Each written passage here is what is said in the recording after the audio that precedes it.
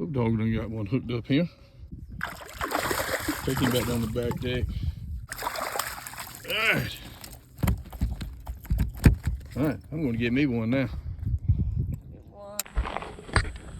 Welcome back to the channel. If you haven't been with us and following us, got the boat in the shop. Got in there earlier this week. Think we've got it figured out. Should find out a little bit later on this week. But guys, just got through checking out the dove field, seeing what kind of seeds we had coming on. And I thought about something, maybe bring to y'all's attention, the technique of catching some fish and having a good time. So I'll make a little video about it, but normally we'd go sit in the boat shed.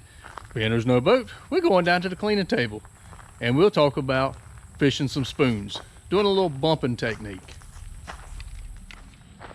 You know, that's really what tricked my brain into even coming up with this, thinking about this video to give to y'all, or to put out there, was the fact that dove season is only a couple weekends away. great sport, and I'm gonna try to bring y'all along as much as I can. College football starts in what, weekend, 2 weekends? Go Clemson Tigers! But yeah, let me know who y'all pull for. But all that said, that tells me it's time. It's time to get on these stripers with some spoons. It's time to get out there on the main lake area, get off these points, find some of these ditches, and let's try to find some of these fish schooled up on this bait and have a ball. Have an absolute ball. I wish Bowen was here. He could vouch for me. But let's get on here to clean the table, and I'm gonna go over we're gonna go over the wins, we're gonna go over the where and the how, and that should get you on a pretty good direction, a good path to get started, and go give it a try. I promise you, you won't regret it. Guys, normally we'll start off on a long point. We've got a topo map showed up where there's 2 main lake points that stick out and run out. That is the example of what we normally start on, looking for schooling fish. Trying to catch some on top water, you know, before we break out the spoons. Now we will, if we don't see any, when I'm seeing bait flick or see a few fish coming up, we'll back off those points in 20, 30 foot of water and look for them. If I can find them, I'll drop spoons out there on those points. If not, we'll transition over, and I'll put the topographical map up here. You can see where the actual ditch that runs up between 2 points. We'll go and search this area. Normally these ditches run between a 30, 40, 50 foot of water. And the stripers tend to come out of that deeper water if they're not on the points and push the bait up in those ditches to feed. Those are the ideal locations, because once you find them there, you can find them with your scanner, with your sonar, if you got forward facing or if you got 2D, it doesn't matter. But once you locate them, lock down on them, and it's as simple as dropping the spoon down to them. This is 4 types of spoons that we use, and I'll go over each one of them with you. And basically just runs from a smaller profile up to a bigger profile down here on the far end. Let me get you set up and we'll go over each one of them. All right, we'll start off with we'll start off with the smallest, first one. It's just a little lead spoon, just a little lead Flex-It spoon. And these, you can use them now all the way through dead of winter. I like to use these more when the water temperature start dropping, gets a little bit colder, but they work perfectly fine right now. You caught that big one I hooked last weekend was on a white colored lead spoon. Didn't think they were going to bite it, but they did. Next one would just be a normal type casting spoon. Nothing fancy. I run just plain old silver. I don't get fancy with it, and name brands I don't worry too much about them as long as they get the job done. But it's just a standard hammered casting spoon. Now the other 2 get a little more detailed, and there's more we get into our flutter spoon category, and you can fish these several different styles. The biggest thing about these that they come in handy for is they have a very slow fall rate versus a lead spoon or a casting spoon. These fall a lot slower, but they've got a wider spin turn pattern to them as they're fluttering down, which gives them the name flutter spoons. This other one is just another variation of it, just another color.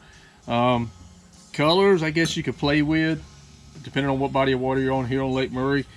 These, well, if I can get this one turned around, these 2 here seem to do pretty good. Something a little dull, something a little shiny. keep it simple, and catch fish on them.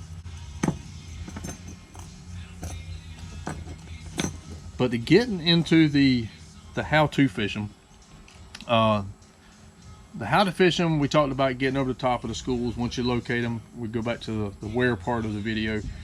Once you locate the fish, simple as locking in on top of them. Turn your boat around, put it in reverse, however you want to do it without spooking them. Get on top of the fish, and guys, with these, it's simple as just dropping it straight to the bottom. Several different ways you can work them. You can do just a short hop, and I could say short hop is just, you know, 6 inches to a foot off the bottom, or you can really jerk them and get them 3 to 4 or 5 feet off the bottom. Now another way to do it, and I even did the lead spoon like that the other weekend. That's how I got the fish to bite it. But a lot of times with the flutter spoons is drop it to the bottom, pop it a couple times, and then start reeling it real fast, stop, real fast, and stop, and then sink it back to the bottom. This way you're covering anywhere from, say, the bottom up to 10-12 foot of water, then you're letting it go back down.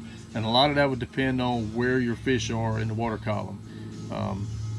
But you'll be surprised. Play with them couple techniques with them, and I promise you, that rod's gonna load up on you. It is absolutely amazing how they hit these things. I think the one I had last weekend, I had fluttered it back down to the bottom, and I went to pop it up, and as I did, the rod just loaded up like I had hooked a stump. I put some pressure on it, and as I did, I felt a little bit of a head shake, knew I had a fish. Other than that, I'd have swore up and down I was on a stump. Now Bowens, his about took the rod out of his hand. So you gotta be prepared. When they hit it, they're either just gonna load up on it, or they're gonna knock slack in your line.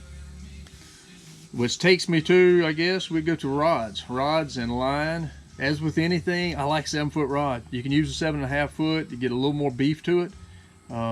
Line wise, anywhere from 15-20 pound test line, depending on your water clarity. You can get away with 12. If your rod's got a faster tip, a little more limber, you could go down to a smaller line. Just something to play with. My set standard is a 7-foot medium heavy. It does have fast tip, and I work a 15-pound test line on it. Play with your line. Let the situation dictate what size line you run. But that's it. That's it in a nutshell, guys. But I promise you, you'll love this style of fishing. It is a ball. There's no other way to explain it. It's a ball, and it's an easy way to catch them. It's fun to take kids out when you're doing this. But it's fun, man. I hope y'all will give it a chance. Give it a try. And if you got any comments, anything like that, any questions on it, something maybe I skipped over, forgot to mention, hit me up in the comments. Let me know who's going to win the championship this year in college football. What's y'all's predictions? But God bless. Stay with us. Hopefully we'll get this boat back and we can bring y'all another fishing video. Thanks for watching.